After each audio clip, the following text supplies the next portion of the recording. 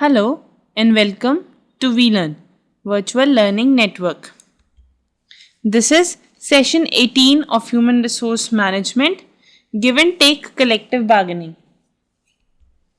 Topics to be covered: Introduction, Features of Collective Bargaining, Subject Matter of Collective Bargaining, Importance of Collective Bargaining, Prerequisites of Collective Bargaining, Problems of Collective Bargaining, Strengthening Collective Bargaining, Types of collective agreements in India, process of collective bargaining and negotiation. Introduction.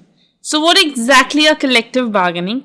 Collective bargaining is a kind of a negotiations between the two parties to settle the disputes in the industry. This is what exactly collective bargaining. That is when there was any kind of a dispute, and to settle that dispute when both the parties comes into any kind of a contract or any kind of an agreement, or we can say that comes into between any kind of negotiation, it's a collective bargaining. It's a bargaining between the two parties.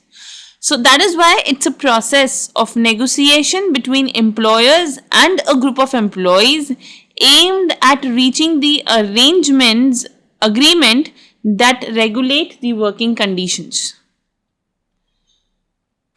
So in this whole session, we were actually going to have a proper understanding about the collective bargaining. What exactly the collective bargaining, what are the scopes, what are the importance, what are the essentials of collective bargaining. So the interest of employees are commonly presented by the representatives of the trade union to which the employees belongs. So this is what basically the interest of the employees, which are commonly represents to the trade unions. So the collective arrangement reached by this negotiation usually set out the wage scales. Yes, this is what collective bargaining can be occurred into the different issues. That issue could be wage scales, that could be working hours, that could be on training, that could be on health and safeties, that could be on overtime, grievance mechanisms, rights of participation in workplace, or a company affair. So these are all the reasons of collective bargaining. Then what are the features of collective bargaining? If we talk about the features of collective bargaining, yes, it's a two-way process. It is mutual give and take rather than take it or leave it method. So yes, it's a give and take relationship. It's a bargain. It's a settlement between the two parties, and two parties are settling it on the basis of two-way process. Another is it is continuous process which provide a mechanism for continuing in an organized relationship between the management and trade union. So it's itself a very continuous working. So it's having a continuous process which provide a mechanisms, having a proper system, have a proper mechanism to resolve this management and trade union part. Another is collective bargaining is not a competitive process, but it's essential to complementary process also. So yes, it's a complementary rather than competitive. Another feature is collective bargaining is negotiation process, and it is used by the wage earner to safeguard their interests. Yes, that is what a kind of negotiation. So both the parties are there to safeguard their interest, and they are trying to fulfilling their needs at to the maximum level. So that is what basically the collective bargaining or the settlements in the collective bargaining occurs. So it's an instrument basically for an industrial organization, for any kind of discussions, for any kind of negotiation. So if there was all about to discuss, to work on that, so collective bargaining is a system through which they can enter into the discussions. What are the subject matters of collective bargaining? If we talk about the collective bargaining and the major parts of collective bargaining, the areas in which collective bargaining performs in a very better and a very specific manner, what are the subjects to be considered in collective bargaining? So in the subjects of a collective bargaining, the very first subject is what the collective process. Yes, it's a process where both the parties was entered, and yes, at the same time they are thinking on to each other's position. So that is collective process. Both are working in that same manner. Continuous process. Yes, it's a continuous working. It's itself a very continuous process. It's an ongoing process. So it's itself having a continuity in a process. At the same time, flexible and mobile. Yes, the overall matter of collective bargaining, over of working of the collective bargaining can be happen in any way. And yes, it's all about the flexibility of both the parties, how much both the parties can adjust and can perform in a better way. So that comes into flexible and mobile. Then bi-party process, that's very two or more than two parties was entered into a collective bargaining. Basically two. If we talk about an industrial dispute, there are the parties like employer-employee, workers and employers, and yes, at the same time worker-worker also. So in that case, it is bipartisan. Two parties are there. So this is bipartisan. Another is dynamic in nature. Yes, they don't have as much specific rules and regulations. They don't have as much of the criteria to be followed. But yes, there are the procedures to conduct it. So in that case, there is a dynamic process. The solution is always depend on the situations. It's always depends on the issues. It's always depends on the disputes. Another is industrial democracy. Industrial democracy is what to lead the democracy on the industrial to bringing out the industrial betterment work. So that is industrial democracy. Another is complementary process. It's always help them to increase the complementary process and complementary issues. It's help each other, they support each other, and yes, at the same time try to enter into the position of the other side. So that is what the complementary. So collective bargaining process is very much complementary because both the parties are judging and adjusting on the particular situation and try to handle the situation. So automatically they are more towards this resolving the issues and resolving the dispute process. They are there to resolve it. So that is why it's very continuous, very flexible, very complementary. Democracy part was there. So that comes into the subject matter of collective bargaining. Next is importance of collective bargaining. If we talk about the importance of collective bargaining, so very first important of collective bargaining is to increase the economic strength of union and management. It basically there's to strengthen the economy of the union, that is strengthening all the economy's issues or economy area of the management. And yes, at the same time union also. At the same time, establish the union conditions of employment with a view to avoiding the industrial disputes and maintaining the stable peace in the industry. Yes, as we already discussed in the previous slide, that they are actually entered into the resolving issues. So they are more towards the uniform conditions, they are more towards avoiding the industrial disputes and more towards settling everything, resolving it. The third important is secure a prompt and fair settlement of grievances. Yes, they are more towards the settling them. They are more towards the secure the fair settlement and prompt settlements. Avoid the interruptions in the work which follows strikes, go slow tactics, small coercions activities, whatever. If there was any kind of coercion activities from the management side, if there was more strikes towards the worker side, if there was many tactics, many political environment in the industry which harming everybody, so in that case this can be avoided. And yes, at the same time collective bargaining can come up to resolve these issues, and they are basically to resolve that all matters, that all things which disturb the whole industry performance and whole industry work. Another is lay down the fair rate of wages and norms of working condition. Yes, they lay down all the wages in a very better, in a very proper manner. And yes, at the same time, they have its own norms. They have their own rights or rules to perform in that particular working condition.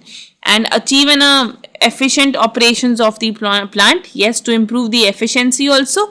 Collective bargaining put in a contribution also.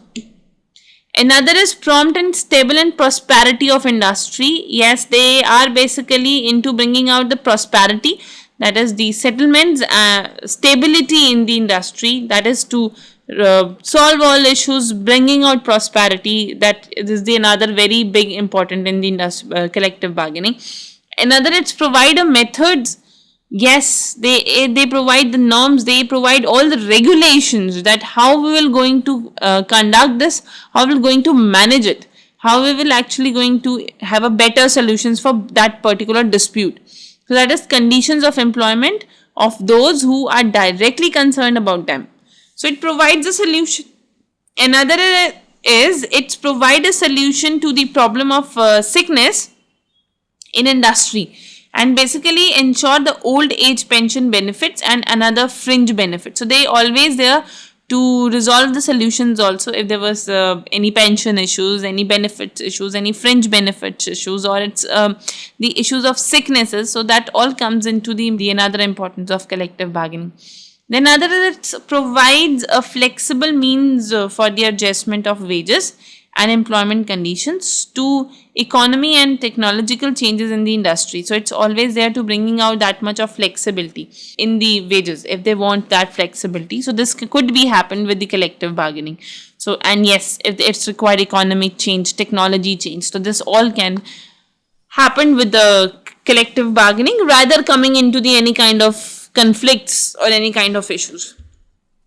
At the same time, collective bargaining also taken as a wheel of industrial peace, as we already discussed. They also considered as a collective bargaining has no equal.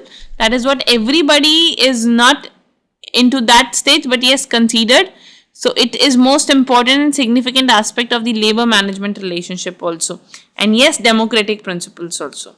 Another, it's build up a system of industrial justifications by introducing the civil rights in industry. It is basically there to bringing out the rights in the industry and yes, settling the dispute by arbitrary decisions and all.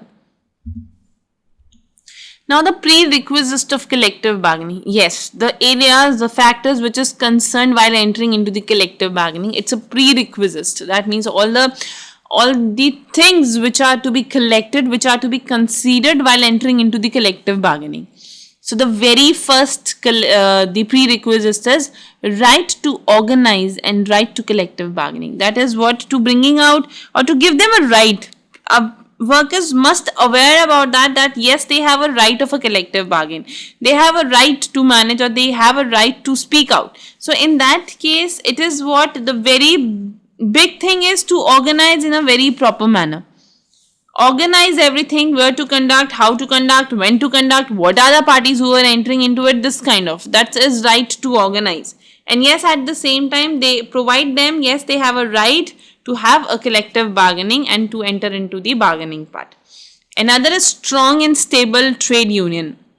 That is always there to have a very strong and have a very stable trade union, because the stability gives automatically a strength to the trade union, and having a good and strong bargaining power automatically lead the trade union to have a good betterment for the workers. So they are automatically entered into the betterment of a worker. So it should be strong and stable trade union.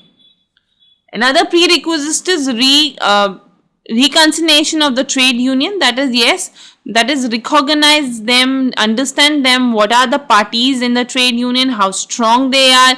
This practice is basically from the management side. They just having an understanding about the trade union, what are the issues of trade union, what are the basically the practices or what they actually want.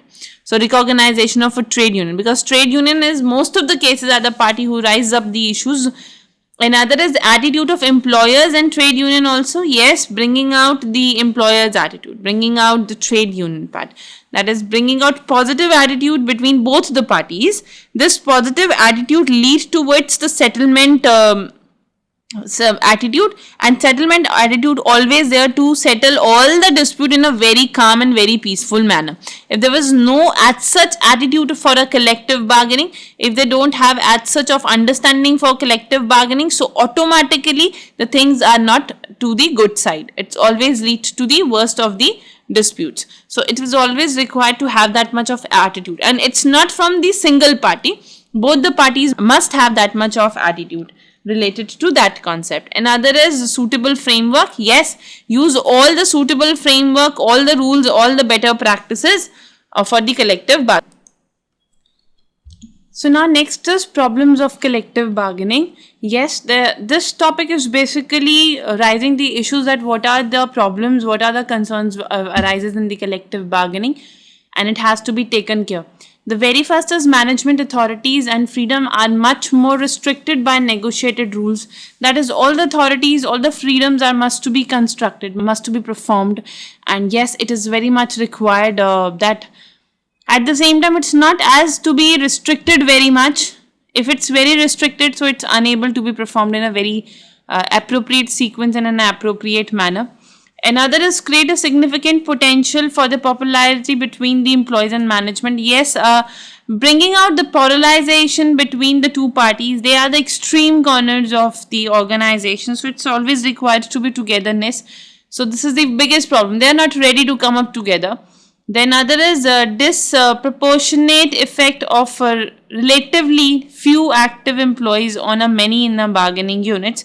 Yes, they are not as much, very much in a very systematic wise. They are not as systematic. They are not concerned, or they are not as glanced with the issues, whatever is arises. So this is the very disappropriated effect of that.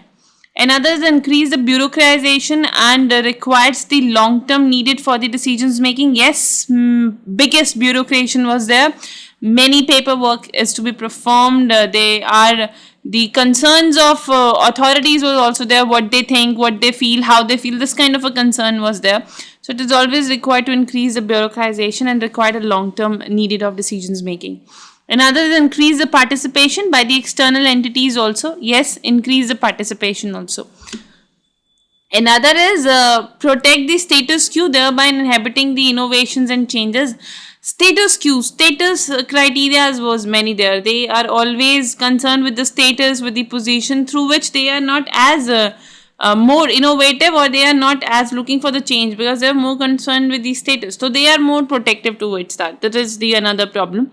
Then more difficulty for the employees at a similar level, that yes, voice are not heard. They are not clearly able to define their ability. Whatever the issues is, they are unable to define it. At the same time, we can say that they are not heard, or we can say that they are not clearly expressed. The both way can be happen.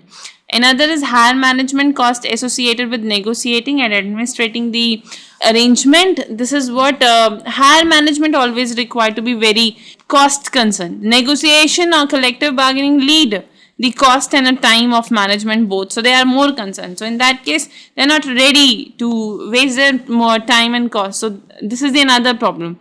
Then eliminates the abilities of management of make the unilateral changes in the wages. Yes, the management ability to bringing out that change is not enough. So automatically there is no change if the result of collective bargaining is towards the change. So this is the another problem.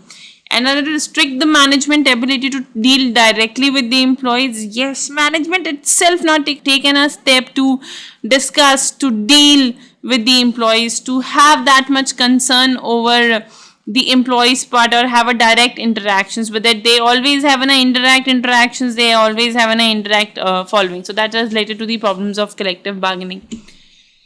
Strengths of collective bargaining. What are the areas through which the collective bargaining are going to be strengthened? If we talk about achieving and strengthening the collective bargaining is one of the core activity. IMF take few steps to strengthen that global and national collective bargaining. The very first step is what? Develop way to exchange the information on the collective bargaining that build on the experience gained at the regional levels. So in that case, whatever the actions, whatever the issues was arises, exchange that information, deal with that information. Another is build the communities of bargaining amongst the affiliated at the global level. Yes, it is always required to affiliate it from all the global level, and yes, at the same time, these things help you to bringing out or get the precious employees, at the same time have a good trainings. Another is conduct the cross borders negotiations. Yes, it is what to come up with the cross border negotiation also, just to have a clear viewpoint.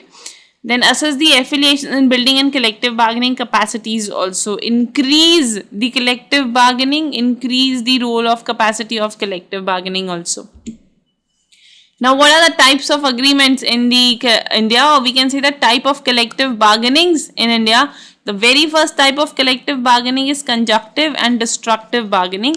Destructive bargaining is basically involving a zero-sum negotiation, or we can say that this kind of bargaining is one side win and other loses kind of bargaining. That means other party have so much strength, other party have so much strong viewpoints that the one party is not able to achieve that much of strength. So in that case, the dominance power of one party is more, through which the collective bargaining is not in a proper way, as it required. But yes, it's a bargaining because two parties come together and interacting and discussing. If the one party have no points to say, that automatically state that they are not good in bargaining and they are unable to achieve that. So in that case, this is one side or zero sum negotiation. Another is cooperative or integrative bargaining. Cooperative or integrative bargaining is the actual image of a bargaining. That is what, when there was a win-win situation, both the parties have come up with the problems of their solutions of their problems. They know how to resolve it and how to manage each and everything. So integrative is what the combinations of both the parties. The problem solving session is much both sided are trying to reach the mutual benefits. And yes, both the employers and the unions try to resolve the conflicts to benefit both the parties. Another is productive bargaining. This is the concept of good understanding of the following concept, that whatever the concept was arises, they must be in the following and good. And based on this concept, both the parties must develop a productive link schemes. There must be a productive schemes. Another is composite bargaining. That is, worker believe that productive bargaining arrangement increases their workload. That is what it's always related to, have that workload. They have that issues. Rationalization introduced the new technology, tight productivity norms, all this kind of issues were there. So they are more composite bargainings. Then other is concessionaries bargaining. This is what basically opposite to the other form of bargaining, where the union demanded from the employer. So it's opposite side. When the union have more powers and they are able to communicate and demand for that. So the main objective is to giving back to the management some of what it has gain in the previous bargaining. So that is what taking back or giving back to the management is kind of objective of concessionary bargaining. Now, what is the process of collective bargaining and negotiation? If we talk about the process, yes, these are the stages which are conducted in the process of bargaining. The very first is preparing. Prepare with each and everything, whatever the issues, whatever the information, whatever the concerns are, prepare them. Write them in written form or in the conceptual wise, but prepare the things. Then arguing, that you have to be into the arguing part, must know how to put the point in the front of other parties. Singling in terms of it is what coming up with the issues or representing one party's proposition. Without purpose, you can't enter into any kind of bargaining. So in that case, it should be purposeful.